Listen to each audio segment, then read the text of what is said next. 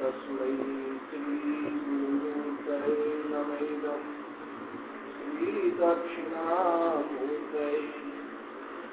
मायाच्छाया वराकी कथमिव लभताम् मयि अनन्ते प्रतिष्ठाम् अस्थाने ते स्वरत्वं हरिहरा हंसवन्नेश्वरा अद्वैते द्वैत खेला गगननलिनवत् स्वप्नवती मेला श्री पूर्णानंददानी सुखशिखर सुधा स्वदीनः पुनातु अखंडानंद संबोध मूर्तये ब्रह्ममूर्तये सुधास्मित समाश्लिष्टा नेत्रान्तरस्फूर्तये नमः। शंकरं शंकराचार्यं केशवं वादरायणं सूत्रभाष्यकृतौ वन्दे भगवन्तौ पुनः पुनः। ईश्वरो गुरुरात्मेति मूर्तिभेदविभागिने व्योमवद्व्याप्तदेहाय दक्षिणामूर्तये नमः। पार्थाय प्रतिबोधितां भगवता नारायणेन स्वयं व्यासेन ग्रथितां पुराणमुनिना मध्ये महाभारतम् अद्वैतामृतवर्षिणीं भगवतीं अष्टादशाध्यायिनीं अम्ब त्वामनुसन्दधामि भगवद्गीते भवद्वेषिणी। नमोऽस्तुते व्यासविशालबुद्धे कुल्लारविन्दायतपात्रनेत्र येन त्वया भारत तैलपूर्णः प्रज्वालितो ज्ञानमया प्रदीपः। मूकं करोति वाचालं पङ्गुं लङ्घयते गिरिं यत्कृपातमहं वन्दे परमानन्दमाधवम्।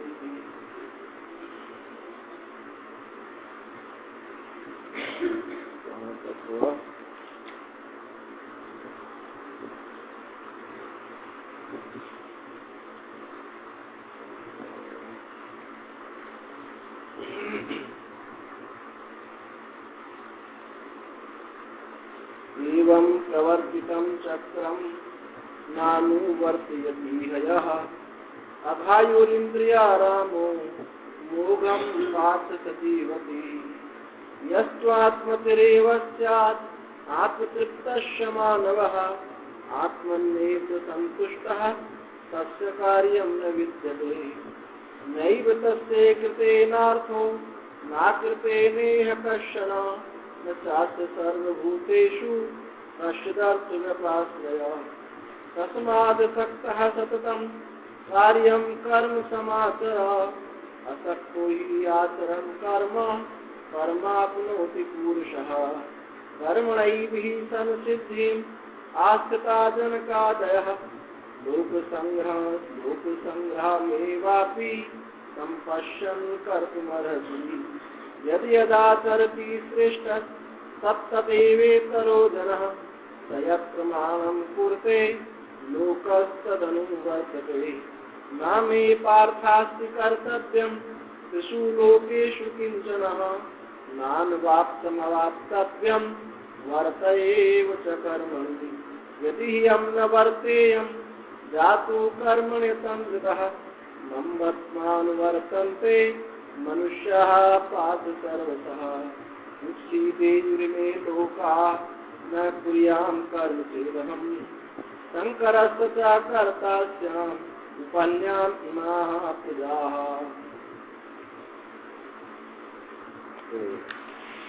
कल चर्चा चल रही थी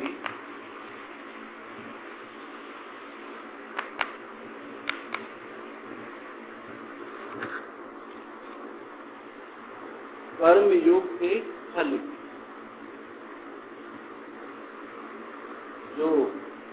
आत्म वस्तु है उसके स्वरूप का निरूपण आपने सुना।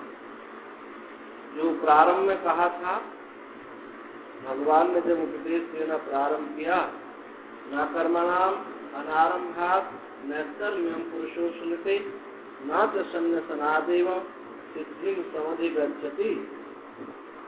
बिना कर्म के नैष्कर्मता की सिद्धि प्राप्त नहीं हो सकती, अर्थात अपने आत्म स्वरूप को, परमात्मा को प्राप्त नहीं कर सकते बिना कर्म के।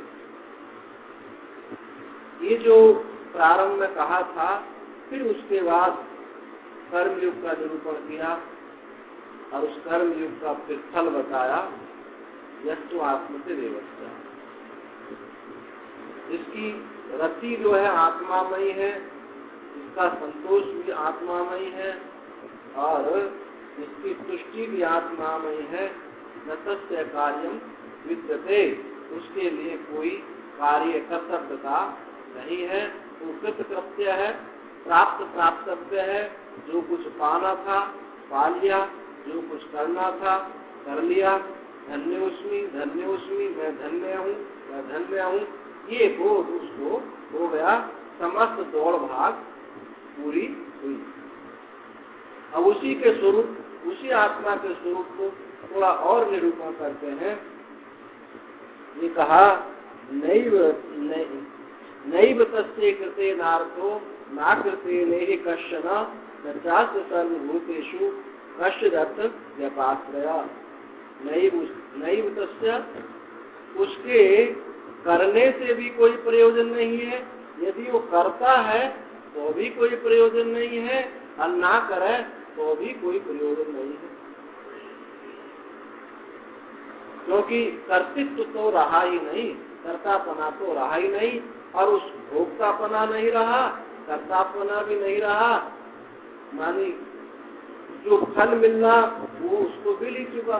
समस्त भूतों में जो प्राणी सुख की लालयत रहते हैं जिस सुख के लिए, वो सुख उसको पहले से ही प्राप्त है। ज्ञान मीमांसा में, सुख मीमांसा में बात बताई, जो श्रोत्रिय है, ब्रह्मनिष्ठ है, कामनाओं से रहित है, पाप से रहित है, उसको समस्त जो सुख है वो उसको प्राप्त है ही, क्योंकि सुख उसकी आत्मा है। इसलिए न तस्य कार्य विद्यते, उसके लिए कोई कार्य नहीं है। यदि वो करता है तो भी कोई प्रयोजन, कोई फल नहीं प्राप्त होता, नहीं करता है तो उसका कुछ घट नहीं जाता, करने से कुछ मिल नहीं जाता और ना करने से कुछ खो नहीं जाता। तो भगवान ने कहा कि ये जो है न तस्य न चास्य सर्वभूतेषु कश्चिदर्थ व्यपाश्रया, उसका किसी भी भूत प्राणी में, जो सब भूत प्राणी कश्चिदर्थ, कुछ भी अर्थ व्यपाश्रय नहीं है। मतलब अर्थ व्यपाश्रय किसको बोलते हैं? कुछ प्रयोजन का आश्रय नहीं है कि जिससे मुझे कुछ मिलेगा। हम किसी के पास जुड़ते हैं तो तभी जुड़ते हैं कि इससे हमारा कुछ लाभ होगा, इससे हमारी हानि होती है, उसके पास नहीं जुड़ना चाहते। तो कश्चिद अर्थ व्यपाश्रय, कुछ भी यानी प्रयोजन का आश्रय उसका कुछ नहीं है, क्योंकि सारे प्रयोजन उसी में ही समाये हुए हैं। सीकर पे त्रैलोक सुपासी, जो आनंद सिंधु सुख राशि, उसकी एक आनंद की क्रिया से संपूर्ण जगत तृप्त होगा। अब उसको किससे आनंद की आवश्यकता है, किससे आनंद मिलेगा? क्योंकि वो तो आनंद स्वरूप है। ये भगवान ने और इस आत्म स्वरूप का निरूपण किया। अब उसके बाद कल आप बोले थे बड़ा कठिन कठिन सुना रहे हैं, तो अब फिर वही कर्मयोग का प्रसंग आ गया तरफ। जब बार बार महात्मा लोग देखते हैं कि इनको कितनी समझ में बात आई है, तो भगवान श्री कृष्ण ने देख लिया कि बीच में सिद्धांत बता दो, इसमें इसको बात समझ में नहीं आई। अब देखा कि नहीं आ रही है तो ठीक है, फिर तुम कर्म करो। जब तक जुटते रहो, जब तक कर्म में जुटते रहो, जब तक तुम नैष्कर्म्यता को प्राप्त ना हो जाओ। कर्म करने का फल क्या बताया था पीछे? कर्म करो और निकम्मे हो जाओ, मतलब नैष्कर्म्य, निछल्ले नहीं, निष्प्रयोजन वाले नहीं है, कर्तृत्व भोक्तृत्व से रहित हो जाओ। इसका मतलब ये नहीं है कि निकम्मे हो जाओ कि हम कुछ करें नहीं, ये नहीं, कर्ता भोक्तापने को समाप्त कर दो, क्योंकि जिस कर्ता भोक्तापने से हम सुखी है दुखी है, ये कर्ता भोक्तापना निवृत्त हो जाए, तभी वास्तव में आप निकम्मे होंगे। नहीं तो निकम्मे पने का सब ढोंग करते हैं, निकम्मा होना कोई सरल बात नहीं है। इतना यदि सरल होता तो ये कर्तापना क्यों नहीं निवृत्त हो जाता, बड़ा कठिन होता कर्तापने के लिए। तो भगवान ने कहा कि ठीक नहीं, तुमको समझ में आया तो फिर सुनो। तस्मात् सक्तः सततं कार्यं कर्म समाचरा, असक्तो हि आचरन् कर्म परमाप्नोति पुरुषः। इसलिए तुमको फिर कर्म करना है, असक्तः, आसक्ति से रहित होकर के, संग से रहित होकर के, सतत कार्यम और कर्म, कार्य माने कर्तव्यता, तो सतत कर्तव्य कर्मों का आचरण कर। अब यह दो बात बताई। कर्तव्य आपने अपना स्वयं निर्धारित कोई कर्तव्य निर्धारण नहीं कर सकता कि मेरा ये कर्तव्य है, ये ऐसा निर्धारण नहीं होता है। इस कर्तव्यता के पीछे शास्त्र ही होता है कि हम गृहस्थ हैं तो मेरा ये कर्तव्य है, मैं सन्यासी हूँ तो मेरा ये कर्तव्य है। शास्त्र ही कर्तव्य का निर्धारण करता है। जो मन माने कर्तव्य का निर्धारण करते हैं वो बहिर्मुख होते हैं, पामर होते हैं, वो पशु ही होते हैं। तो भगवान ने कहा ठीक, सतत कर्म करो और कर्तव्य विहित यानी शास्त्र विहित कर्तव्यों का कर्तव्य करो और आसक्ति से रहित होकर के कर्म करो, अर्थात फल से रहित होकर के, फलासक्ति से रहित होकर के, कर्मासक्ति से रहित होकर के, कर्तृत्वासक्ति से रहित होकर के और आकर्तृत्वारहित से रहित होकर के कर्म करो। अब जब ऐसा हम कर्म करेंगे तो कहते हैं भगवान, इस प्रकार का आचरण करते हुए जब आप ऐसा आचरण कर रहे हैं तो परमाप्नोति पुरुषः, तो जो पुरुष है परम को प्राप्त हो जाता है, निरतिशय आनंद को प्राप्त हो जाता है, निरतिशय ज्ञान को प्राप्त हो जाता है, यदि इस प्रकार से हम कर्म करें। कुर्वन्नेवेहि कर्माणि द्विजीविषेत् शतं समाः एवं त्वयि नाम्यते तोस्ति न कर्म लिप्यते नरे। कर्म करने की विधा है, कर्म तो सब कर रहे हैं, कोई कसर नहीं छोड़ता है कर्म करने में, अनादि समय से कर्म करते आ रहे हैं। भगवान भी कर्म करने के लिए कह रहे हैं कि कर्म तो करो, लेकिन जैसे मैंने बताया, जो यज्ञ चक्र बताया था, उस यज्ञ चक्र के अनुसार कर्म करो। तो उसमें 4 शर्त हैं इस कर्म के करने में। एक तो फल की आसक्ति से रहित होकर कर्म करो, शास्त्र गुरु की आज्ञा के अनुसार कर्म करो और सतत कर्म करो। ऐसा नहीं कि अब कर लिया कल कुछ नहीं करें, कल हमारे जीवन में मनोमुखी हो, ऐसा नहीं। सतत कर्म करो, आसक्ति से रहित होकर कर्म करो, शास्त्र विहित होकर के कर्म करो और पूर्ण मनोयोग के साथ कर्म करो, निष्कामता से कर्म करो। इन सबको मिला करके जो कर्म है इसी का नाम कर्मयोग है। कर्मयोग का बताया था भगवान ने, आगे कहेंगे योगः कर्मसु कौशलम। ये कर्मों की कुशलता, कर्म करते हुए भी नहीं बनता है, ये कर्मयोग की कुशलता है। इसका विज्ञान क्या है, बनना बनने का विज्ञान क्या है, क्यों नहीं बन पाते हैं कर्मयोग करने से? इसलिए नहीं बन पाते हैं कि कर्म जो है वो फल के युक्त होकर के हम नहीं करते। निष्प्रयोजन नहीं करते, पर निष्कामता से करते। निष्कामता अलग बात है और निष्प्रयोजनता अलग बात है। प्रयोजन से करते हैं। प्रयोजन क्या है? भगवान हम पर प्रसन्न हो, हमारा अंतःकरण शुद्ध हो, ये प्रयोजन है। और निष्कामता क्या है? कि हमको फल नहीं चाहिए। बंधन का हेतु है फल। अब फल के साथ चिपक जाते हैं तो थोड़ा सुख हमको मिलता है। अब उस सुख का जब अनुभव करते हैं तो फिर क्या होता है? हमको ये सुख हुआ, उसका संस्कार बना, अनुभव हुआ, फिर संस्कार हो गया, फिर हम कर्म करते हैं, फिर कर्म करते हैं, फिर हमको सुख मिलता है, फिर उसका अनुभव किया, फिर उसका संस्कार बनता है, इच्छा होती है, कर्तापना बनता है, फिर एक चक्र ये घूमता रहता है। करो, कर रहे हैं खाने के लिए, खा रहे हैं करने के लिए, बस इतना ही ये संसार चक्र है। इस चक्र से हम जब निकले, कैसे निकलेंगे?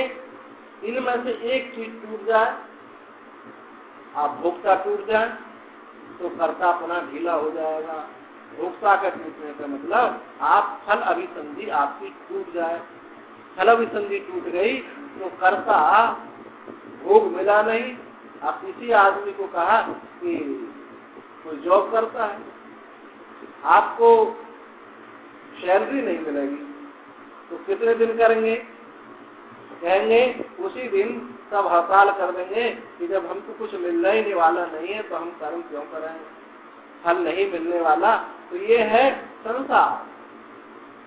और जो जिसने भगवत अर्पण कर दिया है वो समझता है कि सब मैं भगवान का कर्म कर रहा हूँ, भगवान की शरण में हूँ, मेरी जो इंद्रियां हैं भगवान के लिए कर्म कर रही है, तो वो उसके जीवन में उत्साह भी होगा और कर्म भी करेगा, कर्म निवृत्त नहीं होगा। वृंदावन में एक ग्वारिया बाबा संत थे। जयपुर मंदिर आपने कभी देखा हो, जयपुर मंदिर है वृंदावन में। अब उसमें वहां से भगवान ये चले गए, गोविंद देव जी का मंदिर था तो राजस्थान चले गए। तो जब ये मंदिर बन रहा था तो ग्वारिया बाबा वृंदावन के सिद्ध महात्मा थे।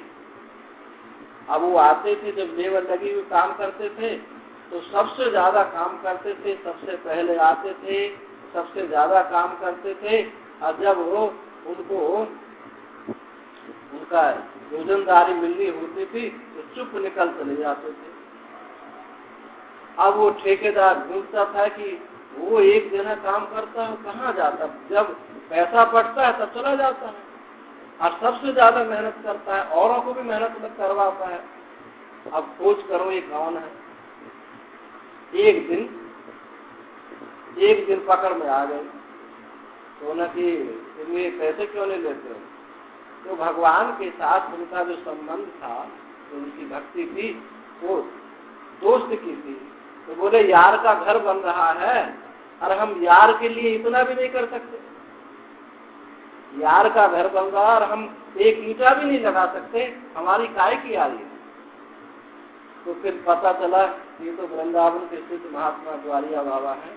अब ये जो है ये निष्कामता है। निष्कामता जब होगी ईश्वर में होगी, समष्टि में होगी, इस देह में, इस परिवार में कभी निष्कामता नहीं हो सकती। तो अपने अंतःकरण को फैलाना, समस्त साधनों का प्रयोजन इसी में है कि हमारा अंतःकरण व्यापक हो जाए। जो हम चिड़िया जैसा अंतःकरण लिए हुए हैं, तनिक में सुखी तनिक में दुखी, अभी कोई कष्ट आ जाए तो एकदम विफल हो जाए, और कुछ मिल जाए तो फूले नहीं समा रहे। तो जो ऐसा चिड़िया जैसा अंतःकरण लिए हुए हैं, इन चिड़िया जैसे अंतःकरण वाला ही सुखी दुखी होता है, जिसका अनंत व्यापक होता है, जिसका अंतःकरण व्यापक होता है, वो इन पर कोई प्रभाव नहीं पड़ता। आपने देखा होगा ऐसे महात्माओं को बड़ी बड़ी घटना हो जाती है लेकिन उनमें विचलन नहीं होता, और हमारे घर में कुछ घटना हो जाए तो बस छोटी मोटी घटना हो जाए, आंसू बहा बहा के पूरे घर को बहा देते हैं, उसको नहर बना देते हैं। तो ये क्या है? ये सीमित अंतःकरण का लक्षण है। तो सारे साधन बताते हैं कि अपने अंतःकरण को व्यापक करो, महान करो। बड़ी चीज पाने के लिए छोटी चीज छूट जाती है, छोड़नी नहीं पड़ती, छूट जाती है। जब एक परिवार में कोई एक आदमी ऐसा है कि सबको परेशान किए हुए है, तो उसका छोड़ने में कोई दोष नहीं। एक गांव, एक जनपद को परेशान करता है तो एक गांव को हटा दिया जाता है, और एक जनपद पूरे राष्ट्र को परेशान करे तो उसको भी हटाया जा सकता है। क्योंकि बड़ी वस्तु को पाने के लिए, जो अनंत व्यापक परमात्मा है, उसके पाने के लिए यदि भूमंडल का त्याग करना पड़ता है तो संत वो कर देते। क्योंकि त्याग, जहाँ त्याग है वही वस्तुतः प्रेम। प्रेम और त्याग की परिभाषा अलग अलग नहीं होती है। आप त्याग करते हैं, लोक में भी आप देखें, व्यवहार में भी, तो आपसे सब प्रेम करने लगे। एक आपके परिवार में कोई आदमी काम करता है, पैसे लेता है, और एक ऐसा ही वह काम करता है, कुछ आपसे अपेक्षा नहीं रखता और पूरा काम करता है। यदि उससे कुछ दिन कुछ बिगड़ जाए, कुछ टूट जाए, आपके घर में टीवी टूट जाए, फ्रिज टूट जाए, तो आप उस पर क्रोधित नहीं होते, कहते भी नहीं, क्योंकि गलती सबसे हो जाती है, वहां त्याग है उसके जीवन। यदि कर्मचारी से हो जाए तो भले ही कोई शिष्ट होगा तो भले ही ना कहे, लेकिन एक बात थोड़ा सा मुंह तो मोड़ ही लेता है। क्यों? वो पैसा लेता है। तो त्याग में प्रेम है, त्याग में महानता है, व्यापकता है और सरलता है। अब देखें, जिसके जीवन में त्याग है वो सरलता उसके जीवन में आने लगेगी, और जिसके जीवन में ग्रहण है वो सरल नहीं, उसको किसी न किसी भी दाव पेच से मुझको मिल जाए, चाहे हमको कुछ भी दाव पेच लगाने पड़े। तो ये है त्याग की महिमा। त्याग में प्रेम होता है, सरलता होती है, व्यापकता होती है, सुहृदता होती है। ये सब त्याग जिसके जीवन में आएगा होगी। आपने देखा संत सरल होते हैं, सरल होते हैं क्यों?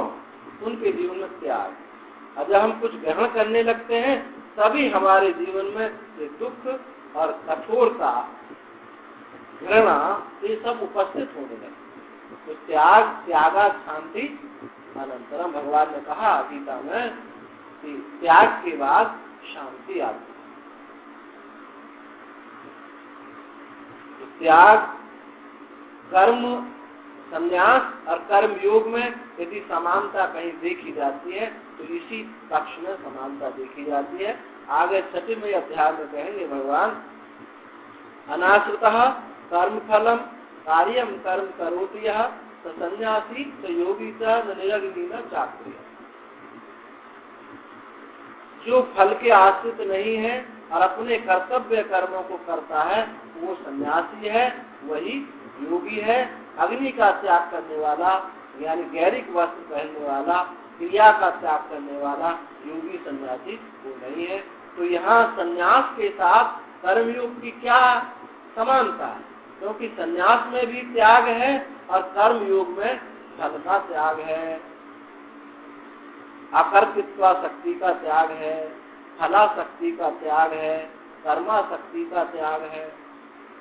इस त्याग की समानता से ही कर्म योग को संन्यास कह दिया गया है। वहाँ ये नहीं है कि संन्यास को हम छोटा बता रहे हैं। जब किसी की प्रशंसा करनी पड़ती है, कुछ कराना पड़ता है, तो उसको बहुत बड़ा बताया जाते हैं। कोई काम कराओगे, अरे तुम तो शेर हो भाई, तुम क्यों नहीं कर सकते? प्रशंसा करने से तो कर्म योग की भगवान प्रशंसा कर रहे हैं, क्योंकि कर्म योग का फल बता रहे हैं। अभी बताया कर्म पुरुष जो है परमात्मोपी परम को प्राप्त कर लेता है। इसलिए कर्मयोग की बार बार प्रशंसा की जा रही है। तो कर्मयोग यहाँ ऐसे ही बताया कि सतत कर्म करो, शास्त्र विहित कर्म करो और आसक्ति से रहित कर्म करो, पूर्ण मनोयोग के साथ कर्म करो। तो ये कर्म जो है परमात्मा की परम पुरुष को, आपको नैष्कर्म्य सिद्धि को प्राप्त करा देगा। अच्छा, कर्म तत्व ज्ञान से पूर्व है, वहाँ अंतःकरण शुद्धि के लिए है। और जो ज्ञान होने के बाद जो कर्म हो जाता है, वहाँ अभी कहा था कि कोई प्रयोजन तो है नहीं, करने ना करने में कोई प्रयोजन नहीं है। तत्व ज्ञान के बाद जो कर्म होता है तो वो कैसा कर्म होगा? वो लोक संग्रह के लिए होगा। वस्तुतः पूर्ण निष्काम तो तत्व ज्ञान के बाद ही होता है। पहले साधन की निष्कामता है और बोध होने के बाद में स्वरूपगत निष्कामता। स्वरूपगत निष्कामता में क्रिया हो या ना हो, वहां निष्काम, क्योंकि आपका स्वरूप है, आपका जो स्वरूप है निष्काम है, आपकाम है। संपूर्ण कामना आप में समाई हुई है, सारी कामना आपसे ही प्रस्फुटित होती है, निकलती है। तो वो निष्कामता आपका स्वरूप है। नैष्कर्म्य सिद्धि परमाम संन्यासेनादि गच्छति। आगे भगवान कहेंगे वो नैष्कर्म्य जो सिद्धि है वो संन्यास से प्राप्त होती है। और यहाँ कहा तो नैष्कर्म्य सिद्धि कर्म से प्राप्त होती है। तो इन दोनों वाक्यों में कोई अंतर नहीं है। देखने में, कहने में, सुनने में अंतर मालूम पड़ता है। एक कर्म के द्वारा निष्कामता की प्राप्ति है और एक त्याग के द्वारा निष्कामता की प्राप्ति है। ये दोनों में कोई भेद नहीं है। भेद है अधिकारी के भेद से, कि जो वैराग्यवान अधिकारी है वो त्याग के द्वारा, विचार के द्वारा उस परम तत्व में प्रतिष्ठित होता है। और जो जिसको जिज्ञासा नहीं, वैराग्य नहीं हुआ, अभी गृहस्थ आश्रम में है, और तो उसके लिए कर्म करें। तो कर्म के द्वारा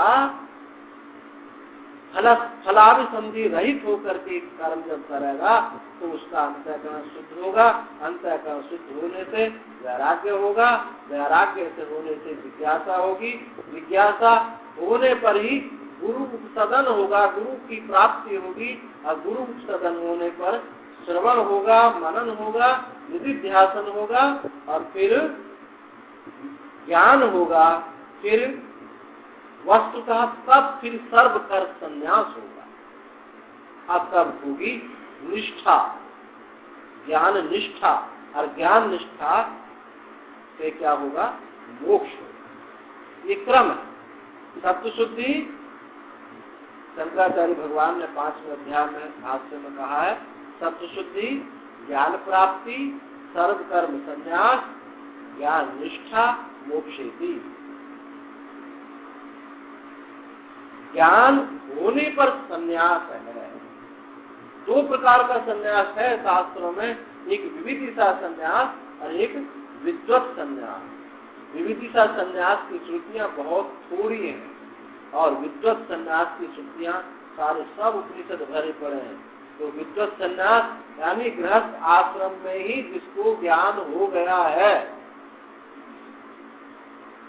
ऐसा मत समझो हम तो गृहस्थ हैं, हमको तो कुछ नहीं हो सकता। ये सब कुछ होना है गृहस्थ में ही हो रहा है, संन्यास में कुछ नहीं हो रहा है। वहां तो केवल जीवन मुक्ति का आनंद, विलक्षण आनंद है। वहां तो कर्म का परित्याग है, कर्म परित्याग करने मात्र से निष्ठा होगी। तो गृहस्थ आश्रम में ही ज्ञान होता है। ज्ञान होता है, फिर संन्यास क्यों लेते हैं? तो संन्यास इसलिए लिया जाता है कि निष्ठा नहीं हो सकती, क्योंकि गृह कारज नाना जंजाला, तो कुछ ना कुछ विक्षेप आते रहते हैं। विक्षेप आने से वो निष्ठा नहीं हो पाती। इसलिए ज्ञान तो हुआ, स्पष्टता हुई, स्पष्ट की ही स्पष्टता का नाम निधिध्यासन। स्पष्ट की ही स्पष्टता जब होगी तब जो है ज्ञान निष्ठा होगी। तो गृहस्थ आश्रम में निष्ठा नहीं हो सकती, पर गृहस्थ आश्रम में ज्ञान हो सकता है। तो ऐसा नहीं है कि हम हाथ पल्ला झाड़ लें कि हम तो कुछ नहीं कर सकते, हम तो गृहस्थ आश्रम, ये तो सब आपका विभाग है, हमारा कुछ नहीं। ये विभाग आपका ही है। जो कुछ भी श्रवण होता है वो सब गृहस्थ में ही है। तो इसी को बोलते हैं विद्वत संन्यास। विद्वत संन्यास गृहस्थ में हुआ, निष्ठा के लिए संन्यास लिया। कुछ विविधिशा संन्यास है, तो विविधिशा संन्यास माने ज्ञान की इच्छा, ज्ञान प्राप्त करने की इच्छा, वो जो है वो भी संन्यास ले लेता। तो जिज्ञासु भी कर्म का परित्याग कर देता है। जिज्ञासु जब हो गया, विविधिशा संन्यास जिसको हो गया, उसका भी कर्म परित्याग हो जाता है। तो भगवान यहाँ कर्म परित्याग से आप डरो नहीं, हम छोड़ने के लिए नहीं कह रहे, हम कर्म करने के लिए कह रहे हैं, पर कुछ चीज तो उसके साथ छोड़नी पड़ेगी। ये जो फल जब तक आप नहीं छोड़ेंगे तब तक कोई साधन संपन्नता नहीं होगी। कि भगवान हमारा ये कर दो, हम एक अगरबत्ती चढ़ा देंगे, फूल चढ़ा देंगे, इतना प्रसाद चढ़ा देंगे, भगवान हमारा ये कर दो, करने के बाद फिर भगवान की छुट्टी एक तरफ रहो। तो भगवान को आपने भगवान समझा कहाँ, उनकी भगवत्ता कहाँ समझी? आपने तो लेन देन का व्यापार कर लिया। इसीलिए शरणागति नहीं होती। रोज रोज आरती बोलते रहे, प्रभु हम तुम्हारे हैं, प्रभु हम तुम्हारे हैं, और रोज वो पूरा जीवन चला जाता है, वो आरती समाप्त नहीं होती। आरती समाप्त इसीलिए समाप्त नहीं होती क्योंकि भगवान से कुछ लेना चाहते हैं। जिस दिन ये समझ लेंगे मैं तो अपने प्यारे प्रभु की शरण में हूँ, उनके साथ कोई भी संबंध स्थापित कर लेते हैं, जो कुछ भी, जैसे कि ग्वारिया बाबू ने संबंध स्थापित किया, यार दोस्ती का संबंध स्थापित कर लिया। जब हम कोई संबंध स्थापित कर लेते हैं भगवान से, उनको भगवान मान करके, तब वस्तुतः फिर हम कुछ मांगते नहीं, फिर तो तत्सुखित्वम, आपके सुख में ही मेरा सुख है। फिर हृदय से निकलते नहीं है, फिर ऐसे हृदय में बैठ जाते हैं, फिर निकलते नहीं। वो भी कहा है, यमुना किनारे ध्यान कर रहे हैं। नारद जी ने पूछा, अरे गोपियों तुम किसका ध्यान करती हो? बोले नारद जी इसलिए ध्यान करते हैं, जो नंद का जो लाला है ये हमको भोजन नहीं बनाने देता है, हमको स्नान नहीं करने देता है। जब करते हैं तो चूल्हे से रोटी उठा लेता है, बचलोई उठा लेता है, अग्नि बुझा देता है। हम कैसे घर गृह कार्य करें? हम ध्यान करके, समाधि करके अपने चित्त से इस कन्हैया की जो वृत्ति है इसको बाहर निकालना चाहते हैं। जब ये निकल जाएगी तो हम अपना गृह कार्य कर पाएंगे, तो अपना व्यवहार चला पाएंगे। तो भगवान नारद जी कहते हैं, धन्य हो गोपियां कि जो जिसके ध्यान के लिए बड़े बड़े ऋषि मुनि भी लालायित रहते हैं, वो भी उसके ध्यान की आकांक्षा करते हैं, और तुम उसको हृदय से निकालना चाहते हो। तो ये क्या है कि जब चित्त रंग जाता है, रंजित हो जाता है, फिर वो छूटता नहीं। ये भगवान श्री कृष्ण, ये वैसे भी शरीर टेढ़ा है, जब कोई चीज टेढ़ी घुस जाती है तो निकलती मुश्किल हो जाती है। टेढ़ा शरीर और उसमें भी बांसुरी तिरछी कर दी, अब फंस जाता है, फिर निकल नहीं पाता। तो एक बार हृदय में ये विराजमान हो जाए फिर निकलते नहीं। आ तो सकते हैं लेकिन निकलते नहीं है।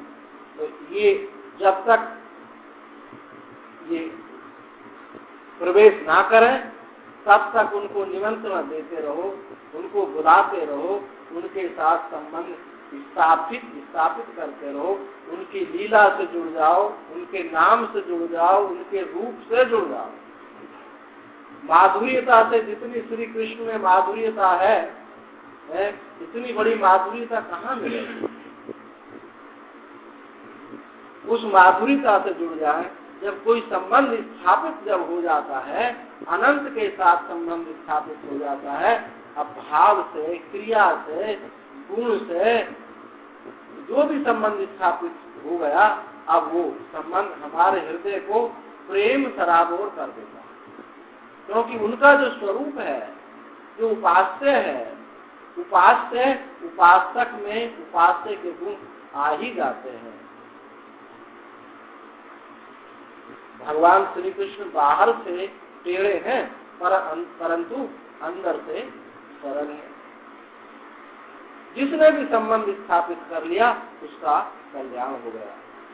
एक दिन यशोदा मैया ने लाला को धिला धुला करके सजा दिया, बहुत अच्छे से सजाया, और लाला उठे और जाकर के नाली में कीचड़ में खेलने लगे।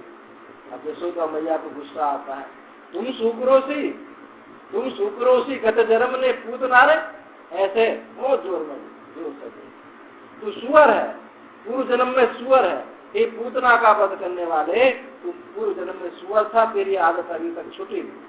तो भगवान मुस्कुराने लगे। क्यों मुस्कुराए?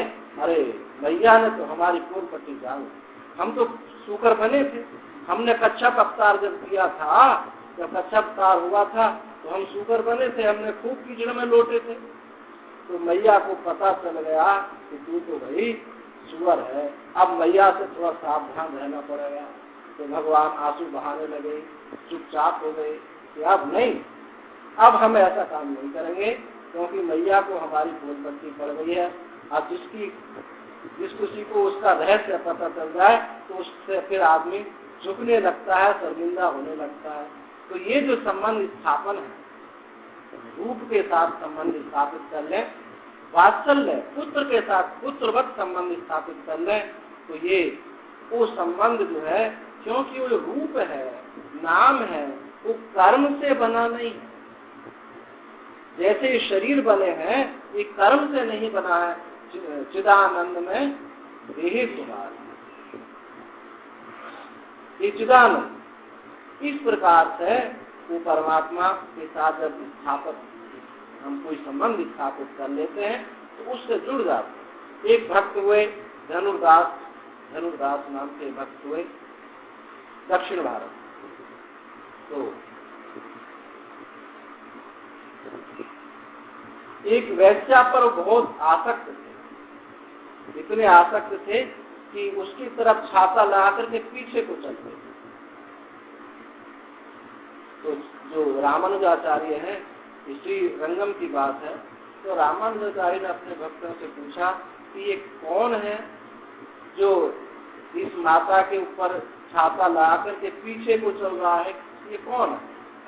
तो भक्तों ने कहा महाराज इसकी चर्चा छोड़ो, इसको छोड़ दीजिए, आप इसकी बात मत करो, हम लोग तो भगवान के भक्त हैं, सब भगवान की चर्चा करें। तो रामानुजाचार्य ने कहा कि सृष्टि में अगर कोई तिनका भी है, उसका भी एक प्रयोजन है, उसकी भी कोई महत्ता है, उसको बिल्कुल ऐसे तिरस्कार मत करो, क्या पता भगवान का कोई भक्त हो। तो फिर भक्तों ने बताया कि महाराज इस वैश्या के ऊपर आसक्त है और ये इसका बिना रूप देखे हुए ये रह नहीं सकता। बोले अच्छा, फिर तो ये भगवान का अनन्य है, बुलाओ उसको। अब गए, भक्त लोग जाते हैं, तो बोले मैं अपने प्यारी का रूप छोड़ करके कहीं नहीं जा सकता। अब आगे फिर लौट कर उन्होंने कहा कि ऐसा कहो कि इससे सुंदर यदि रूप दिखा दें तो तब तो आओगे नहीं आओगे? तो बोले सृष्टि में ऐसा कोई रूप बना ही नहीं। बोले बना है, एक रूप बना है, पर एक बार झलक तुम देख लो। जबरन खींच लाए और श्री रंगम भगवान का आपने किसी ने दर्शन किए हो तो बहुत सुंदर विग्रह, वैसे ही सुंदर विग्रह है, लेटे हुए भगवान, नीला पत्थर का मूर्ति है, उसी में बहुत सुंदर विग्रह। और दक्षिण भारत में वहां लाइट तो मंदिरों में जलती नहीं, आज अभी भी नहीं जलती है, आरती से दर्शन कराया जाता है। पुजारी जब दर्शन कराएंगे तो आरती करेंगे और आरती से दर्शन करेंगे। एक तो भगवान का विग्रह बहुत सुंदर, और फिर संत दर्शन कराए रामानुजाचार्य दर्शन करा रहे हैं तो अत्यंत सुंदरता हुई। अब वही जो धनुदास है वही के वही मुग्ध हो गए, कई दिन तक खड़े रहे। तो ये जो रूप का संबंध है, लीला का संबंध है, ये अनंत का रूप, अनंत का, अब कहोगी कि अनंत का कैसे रूप हो सकता है? अनंत का रूप जो है कर्म साध्य नहीं होता है, वो उन्हीं की, वो अनंत साध्य ही रूप होता है, अनंत के द्वारा ही रूप होता है। वस्तुतः वो कोई रूप नहीं होता, क्योंकि भगवान का जो रूप है वो चिन्मय है, चेतन। तो इस प्रकार से किसी न किसी प्रकार से ये संबंध स्थापित हो जाता अनंत के। तो ये हुआ आपका कर्मयोग। कर्म करना ही कहीं नाम कर्मयोग नहीं है, हम अनंत के साथ किसी न किसी प्रकार से जुड़ जाएं, ये कर्मयोग। अब भगवान ने कहा आगे कि कर्म नहीं भी संसिद्धि आस्था जन का दया लोक संग्रमे पापी संपश्यन कर तुम अर्हसी। कहा कि दो पूर्व जो जनक अश्वपति आदि राजा हुए, उन्होंने भी कर्म किया, कर्मणैव, कर्म के द्वारा ही वो संसिद्धि को प्राप्त हुए हैं। इसलिए तस्मात् तुम भी कर्म करो। अब यहाँ दो बात आती है, यदि जनक आदि सिद्ध हैं, अपने स्वरूप में प्रतिष्ठित हैं, तो उनके द्वारा लोक संग्रह है, लोक संग्रह के लिए कर्म कर रहे हैं। यदि वो परमात्मा को प्राप्त करना चाहते हैं, जिज्ञासु हैं, तो फिर वो कर्म योग करते हैं, अंतःकरण शुद्धि के लिए कर्म करते हैं। तो किसी भी प्रकार से हम उनके लिए भी कर्म है और उनके लिए भी कर्म है। वो नैष्कर्म्य स्वरूपगत होकर के कर्म है और यहाँ साधन होकर के कर्म है। तो जनक आदि जो प्राप्त हुए हैं वो ऐसे विद्वान महात्मा जनक अश्वपति, वो विद्वान होकर के भी जो कर्म हो रहा है वो लोक संग्रह के लिए कर्म हो रहा है। अच्छा, लोक संग्रह जो है ये भी अपने वर्ण आश्रम के तत्व ज्ञान होने के अनंतर जो लोक संग्रह है ये भी अपने वर्ण आश्रम के अनुसार ही होता है। कैसे? जिस आश्रम में वो स्थित है उस आश्रम से ही उसके अनुकूल ही कर्म होगा। अब सन्यासी कोई अग्निहोत्र नहीं करेगा, गृहस्थ आश्रम में संतान उत्पत्ति नहीं करेगा, क्योंकि उसकी जो निष्ठा है, उसका जो त्याग है, उसका जो वैराग्य है, यही लोक संग्रह है। आप जुड़ते ही जानते ही हैं, जिसके जीवन में अनुभूति है, त्याग है, वैराग्य है, आप उसी को तो प्रणाम करते हो, त्याग को ही तो प्रणाम करते हो। ये लोक संग्रह ही तो हो रहा है। अब कहें कि किसी सन्यासी के जीवन में त्याग नहीं है, वैराग्य नहीं है, निष्ठा नहीं है, शास्त्र अध्ययन चिंतन नहीं है, तो आप कहते हैं तो ऐसा ही है, क्योंकि जिस आश्रम में है उस आश्रम की निष्ठा उसमें नहीं है, तो आप उसको छोड़ देते हैं। तो जिस आश्रम में हम हैं उसके अनुसार ही लोक संग्रह होगा। गृहस्थ आश्रम में है तो हम त्याग करके लोक संग्रह नहीं कर पाएंगे, हम कर्म करके लोक संग्रह होगा। और संन्यास आश्रम में है तो हम ज्ञान प्रचार के द्वारा, ज्ञान प्रसार के द्वारा, वैराग्य के द्वारा, ब्रह्म निष्ठा से ही लोक संग्रह करेंगे। तो विद्वान चराचर का सेवक होता है। जब तत्वज्ञानी महात्मा वृत्ति निरुद्ध में है तो समाधिष्ठ है। जब तत्वज्ञानी महात्मा भाव भावित है तो उसको भक्त है। वो तत्वज्ञानी महात्मा जब इंद्रियों में उतरा हुआ है तो चराचर का सेवक है। इसलिए महात्मा लोग आपने देखा होगा, ये नहीं देखते कि छोटा है ये बड़ा है, सबकी सेवा करते हैं। क्यों?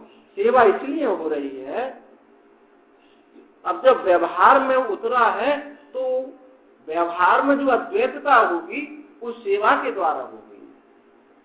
भाव में जो अद्वैतता होगी वो भक्ति के द्वारा होगी, और ज्ञान की जो अद्वैतता है वो तो अभेद तत्व, अभेद है, निष्ठा है।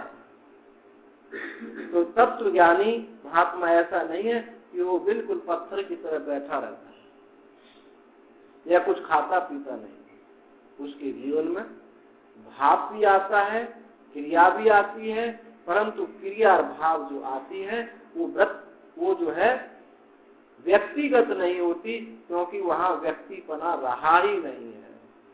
वो जो है अभेद तत्व में प्रतिष्ठित है, समता में प्रतिष्ठित है। सम जो तत्व है वो परमात्मा ही है। निर्दोषम ही समम ब्रह्म। परमात्मा गीता में भगवान ने कहा कि ब्रह्म का स्वरूप क्या है? निर्दोष और सम। निर्दोष और सम ब्रह्म का स्वरूप है। सम है और सम है, दोनों बात। वहां इंद्रिय चांचल्यता नहीं है, मन चांचल्यता नहीं है, इसलिए सम है, और भेद नहीं है इसलिए सम है, निर्दोष है, कोई वहां उपद्रव नहीं है। तो जब तत्ववेत्ता व्यवहार में आता है तो सबकी सेवा करता है। ये नहीं देखता कि हमारा भक्त है।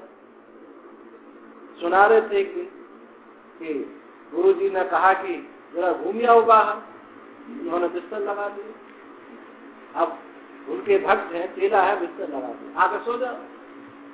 और जब जाओ सो छुई आओ तो फिर बिस्तर उठा के रख दिए। अब ये क्या है? सरातर की सेवा ही तो है। अगर ये होते कि अरे ये तो मेरे शिष्य लोग हैं, मैं कैसे करूं? नहीं, सेवा ये छोटा बड़ा तो सेवा नहीं देखती। चराचर में यदि छोटा बड़ा हो गया तो फिर चराचर नहीं होता। ये तत्ववेत्ता का व्यवहार है। भाव क्या है? वो माधुर्यता, उसके जीवन में सरलता, दया, ये कारुण्यता जो है उसकी भाव है, वो भक्त है। भक्त भी वही है और कर्म योगी भी वही है, और वो समाधिष्ट पुरुष भी वही है। यदि वो समाधिष्ट ही है, व्यवहार में नहीं है, तो कुछ न्यूनता है। व्यवहार में भी जिसकी अभेदता है, व्यवहार में भी जिसकी असंगता है, वही वस्तुतः तत्वज्ञानी है। छठे ज्ञान अध्याय में आप देखेंगे, आत्मौपम्येन सर्वत्र समम पश्यति अर्जुनः सुखम वायुदिवा दुःखम सहयोगी परमो मतः। मेरा परम मत ये है कि वो योगी है कि जो आत्म सदृश, आत्म उपमा, आत्मोपम्येन, जैसा मैं हूँ ऐसा सब है। जैसे मुझे दुख होता है ऐसे सबको दुख होता है। ये जो संवेदनशीलता आती है, ये तत्ववेत्ता के हृदय में ही संवेदनशीलता है। बाकी तामस पुरुषों के लोग चित्त में ये संवेदनशीलता नहीं होती। आपने देखा रामचरितमानस में जनक जी कितने रोए। हनुमान जी के विषय में सुना होगा कि हनुमान जी के आंखों से कितने आंसू निकलते हैं। तो संवेदनशीलता है ना, तो तत्ववेत्ता को जड़ नहीं हो जाता। उसकी अक्रिय भी, उसका क्रिया भी अक्रिय होती है, उसका भाव भी अभाव होता है। वो समत्व का कभी भी परित्याग नहीं करता। भगवान जी, श्री राम जी ने हनुमान जी से पूछा कि तुम कौन हो? तो हनुमान जी ने कहा कि देह दृष्टि से तो प्रभु मैं आपका दास हूं, और तत्व दृष्टि से तो जो आप हैं सो मैं। तो ऐसा नहीं है कि तत्व ज्ञानी भक्त नहीं हो सकता। ये जो लाइट चलती है ना, ये तो ज्ञानी है और हम भक्त हैं। हम भक्त हैं, ये ज्ञानी है, विभाग अलग अलग कर दो, ये बनता नहीं। श्रीमद् भागवत में आप कहीं देखेंगे, भावाद्वैतम क्रियाद्वैतम द्रव्याद्वैतम तथात्मनः वर्तयन् स्वानुभूत्यैः स्वप्नाम भुनते मुनि। तीन स्वप्नाम, जो तीन स्वप्न है, यानी स्थूल शरीर, सूक्ष्म शरीर, कारण शरीर, इन तीनों को ध्वंस कर देता है। ये साधन दृष्टि से भी कहा जाता है और स्वरूप दृष्टि से भी कहा जाता है। साधन दृष्टि से तो अभी जो कर्मयोग है ये अद्वैत है, ये क्या है? भावाद्वैत है। और क्रियाद्वैत क्या है? आत्मजाया सुतादि नाम अन्य साम सर्वदेही नाम, मैं, मेरी पत्नी और अन्य सब में स्वार्थ काम में रेक्यम द्रव्याद्वैतम तदोच्यते। स्वार्थ और कामना की एकता, मुझे ये अच्छा लगता है, मेरी एक कामना है, मेरा एक स्वार्थ है, तो इनको भी होता है। इन दोनों की जो एकता है कि मुझे, मेरे लिए मेरा पुत्र तो अच्छा है, मेरे पुत्र को तो चाहिए, लेकिन इसके पुत्र को नहीं चाहिए, ये क्या है? स्वार्थ काम की एकता नहीं। स्वार्थ काम की जब एकता होती है तब ये द्रव्याद्वैत है। इसी को कर्मयोग कहते हैं, इसी को व्यवहार की शुद्धि कहते हैं। आत्मजाया सुतादि नाम, शरीर, पत्नी और अन्य, सुत, पुत्र और अन्य में, मेरे और अन्य में भी समान जब भाव हो जाता है तब ये स्वार्थ और कामना की एकता होती है। यही कर्मयोग होता है। और जब मन से, वाणी से जो कुछ भी मैं भगवान को अर्पण कर रहा हूँ, उनके साथ संबंध स्थापित कर रहा हूँ, ये भक्ति हो जाती है, भाव के साथ अद्वैत हो जाता है। बोधनिष्ठ होने पर, अब जैसे संत तुलसीदास हैं, सूरदास हैं, मीरा है, भक्त कहते हैं, कुछ लोग कहते हैं तो भक्त हैं, और उनके पदों को देखो तो अभेद तत्व का निरूपण करता है। मानस को देखो कितनी ज्ञान चौपाई है, तो व्यवहारिक उनका दिखाई देता है भक्त का, और निष्ठा क्या है? ज्ञान की। क्योंकि भक्त कभी अज्ञानी रह ही नहीं सकता। भगवान का जो अनंत भक्त है, भगवान जिस पर अत्यंत प्रसन्न होते हैं, वो प्रसन्नता ये है कि अपने से एक कर लेते हैं, यही भगवान के प्रसन्न। ददामि बुद्धि योगम तम येन माम उपयान्ति ते, जो मैं उसको बुद्धि योग देता हूँ, अपने से एक कर लेता हूँ, ये है भक्ति। जाकर के परमात्मा तत्व से एक हो जाती है। और जो ज्ञान अनंत, जो भक्ति कहते हैं, स्वरूपगत भक्ति है।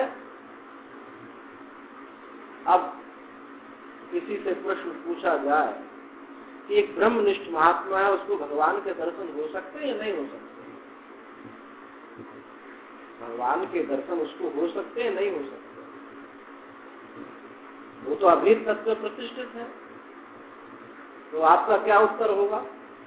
जब वो व्यवहार में कुछ चीज देख लेता है, पा लेता है, तो भगवान के दर्शन नहीं हो सकते वहां भी। पर हाँ, भेद रूप में दर्शन नहीं है, अभेद रूप में ही दर्शन है। अब फिर कहो अभेद रूप से दर्शन कैसे होंगे? अभेद रूप से दर्शन तभी होंगे जब जिसका कर्ता भोक्ता बना मिट जाता है। अब उसको सब संपूर्ण दृश्य प्रपंच अभेद है, तो क्या भगवान का के जो दर्शन हुए वो क्या अभेद रूप से नहीं होंगे? वो अभेद रूप से होंगे। और वहां जो उसके जीवन में भक्ति दिखाई देती है, वो तो एक आभूषण है। आत्मा रामस्य मुनिया निर्ग्रंथि भक्ति उरुक्रम पूर्वंति अहितुकम भक्ति इत्थम भूत गुणो है। भगवान भागवत ने कहा कि इत्थम भूत गुणो हरि, ये तो आत्मा कैसे है? आत्मा राम मुनि, आत्मा रामस्य मुनिया, जिनकी ग्रंथि का भेदन हो गया है, जिनकी ग्रंथि जो ईश्वर और जीव की भिन्नता की जो ग्रंथि है, जीव जीव का भेद, जीव ईश्वर का भेद, जीव जगत का भेद, जगत ईश्वर का भेद, जगत जीव का भेद, जीव जगत का भेद, ये जो 6 भेद हैं, इन भेदों की निवृत्ति हो जाती है, हो गई है। तो पूर्वंत अहितुकम भक्ति, वो भक्ति करते अहितुक, बिना किसी प्रयोजन के भक्ति होती है। क्यों? इत्थम भूत गुणो हरि, भगवान श्री हरि के गुण ही ऐसे हैं, जैसे जनक जी को जो सदा वैराग्य में जिनका चित्रमण करता था, और उनको भगवान श्री राम को देख करके अब चित्त उधर आकर्षित होता है। इच्छा भूत गुरु हरि, वहां ऐसा मत समझो कि जनक जी अज्ञानी हो गए। तो ये तो ज्ञान का आभूषण हो जाता है। यदि ज्ञान हो करके भी जीवन में भक्ति दिखाई दे रही है तो लोक कल्याण ज्यादा होगा, लोक संग्रह ज्यादा होगा। उसी बात पे भगवान कह रहे हैं जनक जी का उदाहरण देकर के। जनक आदि अश्वति प्रभात, अश्वति और ये कोई हुए हैं, राजा ध्यान नहीं आ रहा है। तो ये सब जो है तत्ववेत्ता हो करके भी कर्म योग में लगे, लोक संग्रह कर रहे हैं, भक्ति कर रहे हैं, सेवा कर रहे हैं। तो यहाँ यही है, यदि जनक आदि तत्ववेत्ता है तो लोक संग्रह हो रहा है। और ऐसा मत समझो कि वे कोई समाधि तत्व ज्ञान होकर के समाधिष्ट हो गया, वो लोक संग्रह नहीं कर रहा है, वो भी लोक संग्रह हो रहा है। एक तत्ववेत्ता महापुरुष यदि किसी कंदरा में बैठा समाधिष्ट है तो बहुत बहुत दूर तक की वायु शांति, अगाध शांति को लेकर फैला देती, क्योंकि समष्टि उस तत्ववेत्ता का जो प्राण है समष्टि के साथ एक है, दूर तक शांति फैला देता है। आपने भागवत आदि कथा में सुनी है, जब असुरों ने आतंक मचाया तो पूरा संसार जो है दुखी हो गया। क्यों? प्राण एकता है।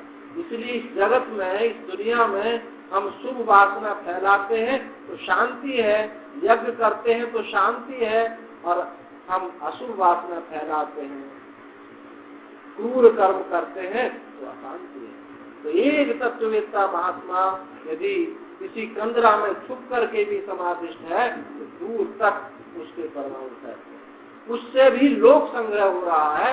अभी मैंने कहा था अपने अपने वर्ण आश्रम अनुसार लोक संग्रह होता है।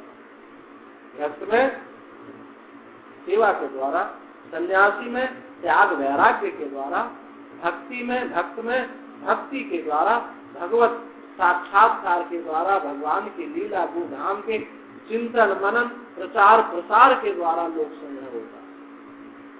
तो लोक संग्रह तत्ववेत्ता से होता है। पहले लोक संग्रह के लिए हम साधन करते हैं, तो मुख्य लोक संग्रह तत्व ज्ञान होने पर होता है। तो ये क्यों? यदिदाचरति श्रेष्ठ तत्तदेवेतरो जनः तयत् प्रमाणं कुरुते लोकस्तदनुवर्तते। जो श्रेष्ठ महापुरुष है, जो महापुरुष है, यदि यदा आचरति, जब जैसा वो आचरण करेंगे बाकी लोग सब उनके अनुसार ही करेंगे। इसलिए जो बड़े लोग हैं उनका दायित्व ज्यादा होता है, क्योंकि एक उनके द्वारा एक छोटी सी क्रिया भी सब जगह फैल जाती है। अब आपने कभी विचार किया होगा, शास्त्र में ऐसा वर्णन आया है कि ब्राह्मण को दान, एक विद्या तपस्वी ज्ञान निष्ठ ब्राह्मण है, उसको दान देने की बात आती है। और जो जिनकी जीविका नष्ट हो गई है, कोड़ी है, अब कहीं किसी तीर्थ में पड़े हुए हैं, वहां भी दान देने की आती है। पर उसको दान देने की अपेक्षा एक ब्राह्मण को दान देना ज्यादा उत्कृष्ट बताया है। आजकल तो लोग कहते हैं अरे उस भूखे को उसको नहीं दे रहे और उसको दे रहे हैं। क्यों? उस कोढ़ी की, उस जो ऐसा आदमी है उसकी बुद्धि केवल देह तक है, और जो ऐसा महात्मा है, ऐसा ब्राह्मण है, उसकी बुद्धि जो है व्यापक है। अब उसकी जो पुष्टि होगी वो समष्टि में फैलेगी, और उसकी जो पुष्टि होगी केवल देह तक फैलेगी। इसलिए उसको उत्कृष्ट बताया जाता है। तो जो बड़े लोग जो जैसा आचरण करते हैं उस समष्टि में फैल जाता है। तो इस बड़े लोगों को ज्यादा सावधान होने की आवश्यकता है। मूर्धन्य अब कहते हैं कि महाराज हम सब संसार के लोग ऐसे ही हो गए, तो इसका कारण मैं समझता हूँ कि जो बड़े लोग हैं उनकी ही कमी हुई है। सबसे ज्यादा कमी हुई हम सन्यासियों की कमी हुई है। जो मूर्धन्य आश्रम है वहां विकृति हुई है तो सब जगह विकृति होगी। यदि कोई छोटे लोग में विकृति होती तो उसका दायरा इतना नहीं बढ़ता है। जो बड़े लोग यदि यदाकर्ती श्रेष्ठ, जैसे जैसे बड़े लोग आचरण करते हैं, श्रेष्ठ पुरुष आचरण करते हैं, तत्तद एव इतरो, दूसरे लोग वैसा ही आचरण करते हैं, वही प्रमाण बन जाते हैं। जो रूढ़ी है ना, रोज रूढ़ी, वो बड़े लोगों के द्वारा किसी देश काल परिस्थिति के अनुसार की गई थी, वो प्रमाण बन गए। तो जो बड़े लोगों ने किया वो प्रमाण बन गया। यत् यत् प्रमाणम कुरते लोकस तदनुवर्तते, लोग वैसा ही अनुवर्तन करते हैं। तो समझ लेना चाहिए हमको कितना सावधान होना चाहिए। हम माँ बाप कुछ ऐसा काम करते हैं तो निश्चित रूप से बच्चे हमारा अनुकरण जरूर करेंगे। हम हमारी परंपरा ही परंपरा को ही दूषित कर दिए। जब हम माँ बाप बन गए, पिता बन गए, तो हमारा दायित्व बहुत बढ़ गया है। जब हम बच्चे थे तब इतना दायित्व नहीं था, अब ज्यादा दायित्व हो गया है। समाज का दायित्व भी हो गया है, अपने बच्चों का दायित्व भी हमारे ऊपर आ गया। तो बड़े लोगों को ज्यादा सावधान होना चाहिए। किसी महात्मा ने कोई ऐसा काम कर दिया तो अब सब पर छींटा लग जाता है, सबको लोग कहते हैं, क्यों? सबकी वही दृष्टि हो गई। तो ये जो बात है प्रमाण और आदर्श, हम प्रमाण हो जाए, आदर्श होना इतनी बड़ी बात नहीं। आदर्श और प्रमाण में अंतर है। प्रमाण सबके लिए होता है, आदर्श किसी के लिए, किसी के लिए होता है। आदर्श होनी बुरी बात नहीं, अच्छी बात है, पर प्रमाण होना आदर्श से भी उत्कृष्ट है। आदर्श में एक व्यक्ति के लिए, एक परिवार के लिए, एक समाज के लिए, एक स्थान के लिए कोई आदर्श हो सकता है, लेकिन प्रमाण ये होगा, प्रमाण सबके लिए होगा। कोई कहे कि हमारे गुरुजी ने ऐसा कहा है। अब आपके गुरुजी यदि शास्त्र से मिलते हैं, शास्त्र प्रमाण से आपके गुरुजी का अनुभव है, तो वो प्रमाण बन गया। और यदि वहां नहीं है तो आदर्श रह गया, मत बन गया। तो हमको प्रमाण में जाना है, आदर्श पर बहुत जोर नहीं देना है। आदर्श तो हो ही जाते हैं, छोटे दायरे में होते हैं। हमको आदर्श छोटे दायरे में है, अप्रमाण सर्वगत फैलता है। तो यद यद आचरती श्रेष्ठ, जो जैसा पुरुष लोग महापुरुष करते हैं, आचरण करते हैं, वैसा दूसरे इतर लोग, उनके पीछे चलने वाले लोग ऐसा करते हैं। तो उससे ये भी एक लोक संग्रह की एक प्रणाली है। लोक संग्रह क्या? इसी को लोक संग्रह, हम अच्छा कर्म कर रहे हैं तो सब अच्छा कर्म करेंगे, ये लोक संग्रह है। इसलिए महापुरुषों को, बड़े लोगों को बहुत सावधानी से चलना चाहिए। आगे भगवान कहते हैं, न मे पार्थास्ति कर्तव्यम त्रिषु लोकेषु किंचनः नानवाप्तम वाप्तव्यम वर्त एव च कर्मणि। अब भगवान खुद कह रहे हैं कि मुझसे बड़ा प्रमाण कौन होगा, मुझसे बड़ा प्रमाण कौन होगा? तो कहे, नाम हे पार्थ, नाम हे पार्थास्ति कर्तव्यम त्रिषु लोकेषु, तीनों लोकों में मेरा कोई कर्तव्य नहीं है, कोई मुझे प्राप्त करना नहीं है। सब औरों को जो प्राप्ति है सब मुझसे ही प्राप्ति औरों को हो रही है। मैं तो प्राप्ति स्वरूप हूँ, कर्तव्य स्वरूप हूँ, मुझे कुछ करना बाकी नहीं, कुछ पाना बाकी नहीं, मेरे लिए कोई कर्तव्य शेष नहीं है। ऐसा नहीं मृत्यु लोक में, त्रिलोकी में फिर भी नान वाप्तम अवाप्तव्य, मुझे कुछ भी अप्राप्त नहीं, सब प्राप्त। तो फिर भी कहते हैं वर्त एव च कर्मणि, फिर भी मैं कर्मों में वर्तता हूं। क्यों कर्म में वर्ता हूँ? अभी जो बता, यदि यदि आचरती श्रेष्ठ, भगवान भागवत में, श्रीमद् भागवत में देखेंगे, जब नारद जी जाते हैं द्वारिका में, तो जिस कक्ष में जाते हैं, जिस रानी के कक्ष में जाते हैं, कहीं भगवान जो है दान दे रहे हैं, कहीं अग्निहोत्र कर रहे हैं, कहीं संध्या उपासना कर रहे हैं, जहां जहां गए वहां वहां मौजूद है। अब ये क्यों कर रहे हैं? उनको कोई क्या प्रत्यवाय दोष लगने वाला है? मैं नित्य कर्म ना करूं, संध्या वंदन कर्म ना करूं तो मुझे प्रत्यवाय दोष लगेगा? नहीं, प्रत्यवाय दोष नहीं लगेगा।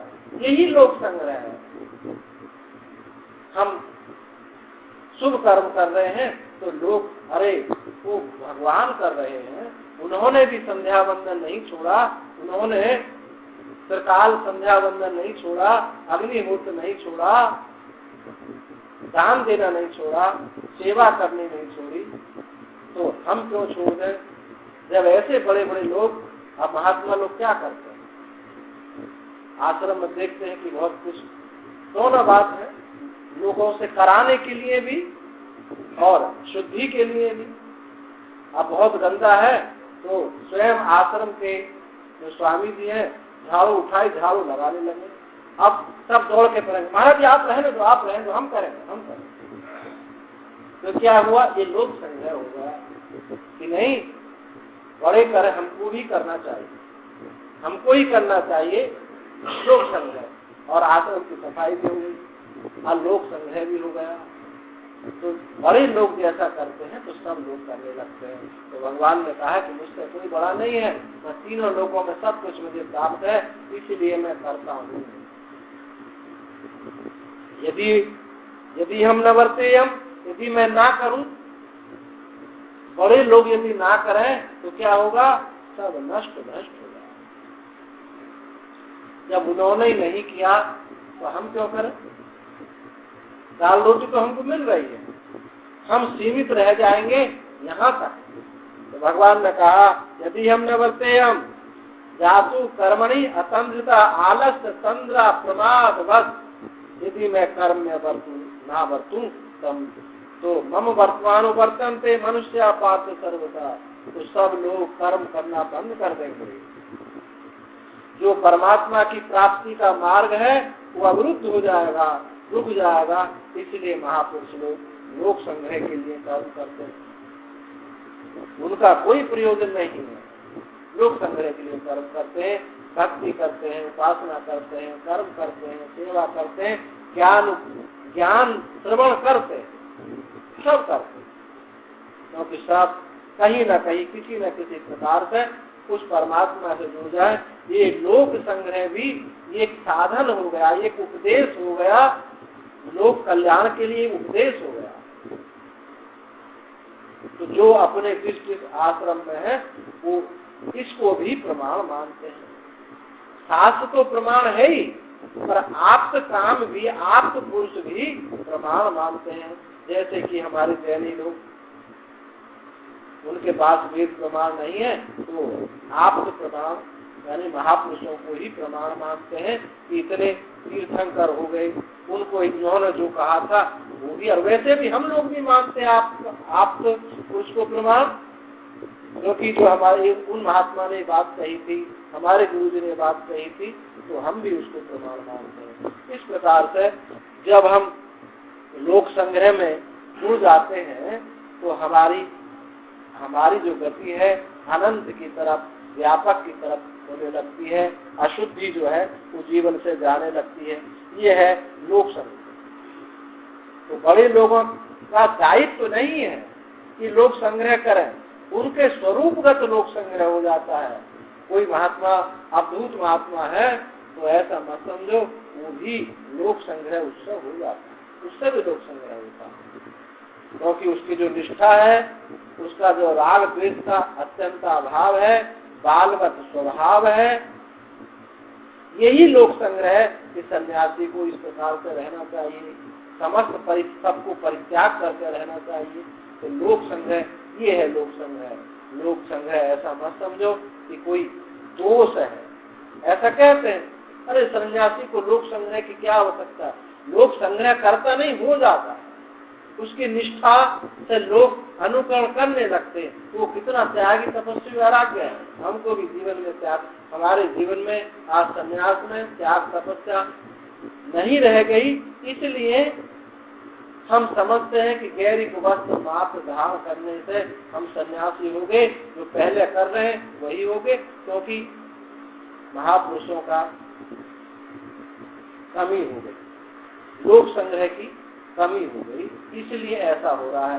यदि सृष्टि में अत्याधिक महापुरुष होते हैं तो लोक संग्रह होता है। आपने देखा उस भक्ति कालीन युग में मुसलमानों का कितना बड़ा आतंक था, पर उस समय भक्तों की संख्या भी ज्यादा थी। ज्ञानदेव थे, नामदेव थे, आप देखे शिवाजी महाराज के गुरु रामदास थे। तो ये इतना आक्रमण होने पर भी उनके लोक संग्रह से इस जगत में इतनी विकृति नहीं आई जो आज आ गई। जब किसी ने यज्ञोपवीत नहीं तोड़े थे, उस समय मुस्लिम शासन के समय में संध्या वंदन नहीं छोड़े थे, शिखा सुख नहीं तो छोड़े थे, आज जो है छोड़ दिए हैं। तो ये कमी हम लोगों की है, लोक संग्रह जो महापुरुषों की कमी है, या तो वो उदासीन है या फिर उन लोगों की कमी हो गई है। इस दृष्टि से लोक संग्रह का बहुत बड़ा महत्व हो जाता है। तो लोक संग्रह साधन भी है और सिद्धगत स्वभाव भी है। तो जीवन में लोक संग्रह के लिए प्रयास करना चाहिए। ये हमारी लोक संग्रह ही, ये कर्म योग ही लोक संग्रह हो जाता है। साधनगत लोक संग्रह का नाम ही कर्म योग है। अब भगवान आगे कल कहेंगे, उसकी चर्चा करेंगे। ओम पूर्णमदः पूर्णमिदं पूर्णात् पूर्णमुदच्यते पूर्णस्य पूर्णमादाय पूर्णमेवावशिष्यते। ओम शांति शांति शांति। सर्वे भवन्तु सुखिनः, सर्वे सन्तु निरामयाः, सर्वे भद्राणि पश्यन्तु मा कश्चित् दुःखभाग् भवेत्।